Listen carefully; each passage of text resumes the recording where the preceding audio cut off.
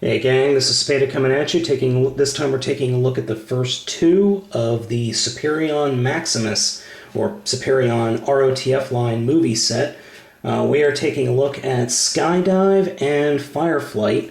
That's SkyDive and that's Fireflight. These two guys are the aerial bots. I believe these are the... I can't remember if these were the original names of the aerial bots or not.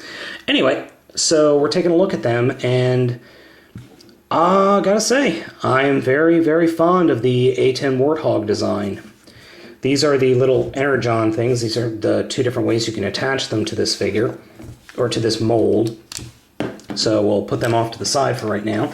I love A10 Warthogs. That's the name of the plane that this is modeled after, with a I think it's a 10 millimeter Gatling gun, which, if you've ever seen it in real life, the whole Gatling gun assembly is enormous. It's like, okay, let's take the gun. Okay, what do we do with the gun? Let's build a plane around it. And that's where they came up with the A10 Warthog, which is known as a tank buster.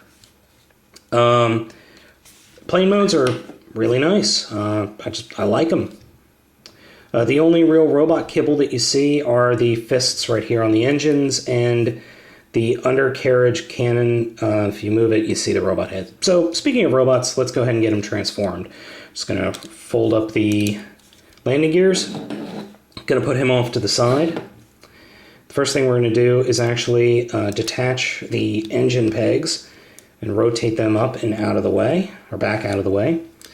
Open the sides like that. Turn it around. Take this head gun canopy and rotate it forward like that. And then flip the entire assembly up. And push that down, and that will snap into place. And just kind of lift up the guns and rotate them out of the way to form aviator goggle type things. Take the entire fuselage and rotate it. Now it's pretty easy to see the front. This is supposed to be the front because it's detailed as it's got more detailing than this side, which has a number 2 on it.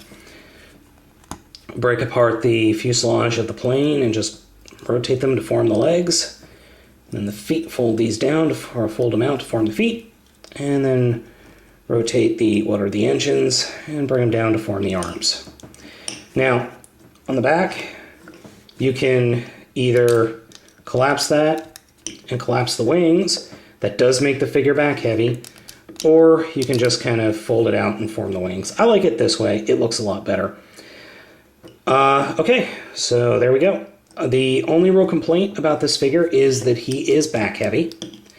So I like to leave the wings fully splayed out like that, unless he can lean up against something.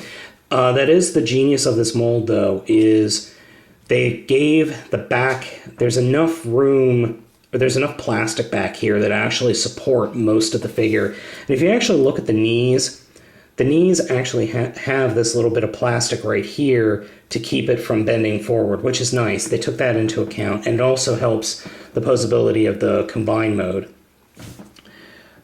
His weapon is actually the bright blue one.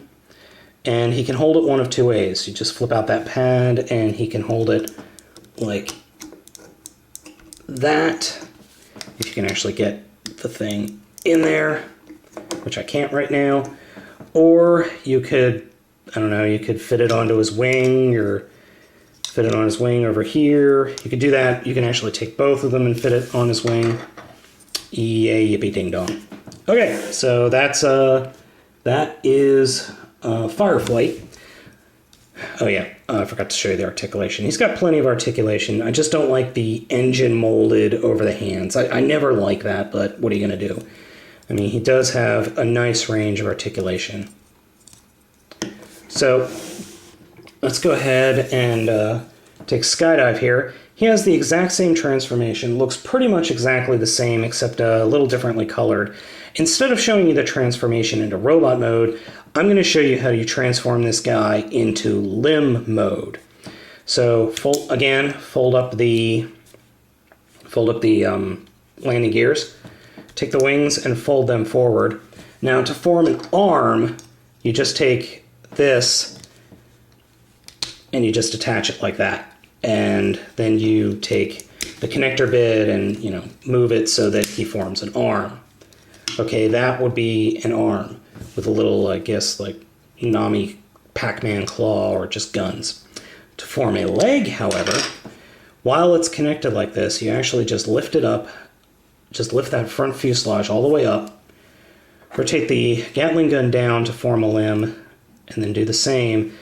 There's a hole right here and a peg right here. You just get those lined up and you make it so that, I forgot to mention, my figures are a little loose. I don't know why, they just are. You make it like that.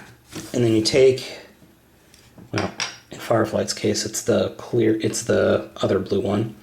And then that'll actually form a nice stand. And you peg that hole there and that hole onto that. So it just sits like that.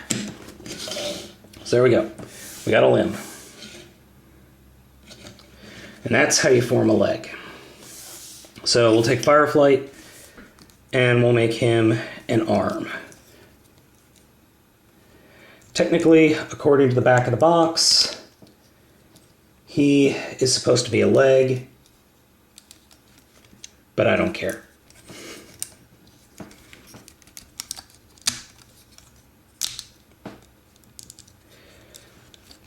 And as you know, these are from the Energon line of Superion Maximus. So, but as repaints go, these are actually pretty good. I actually like these color schemes a lot. The other ones were more G1-esque, but they just lacked any real differentiating in color. But there we go. So, arm and a leg. So what do we do about buying these guys? Well, you can only really buy them in a pack right now.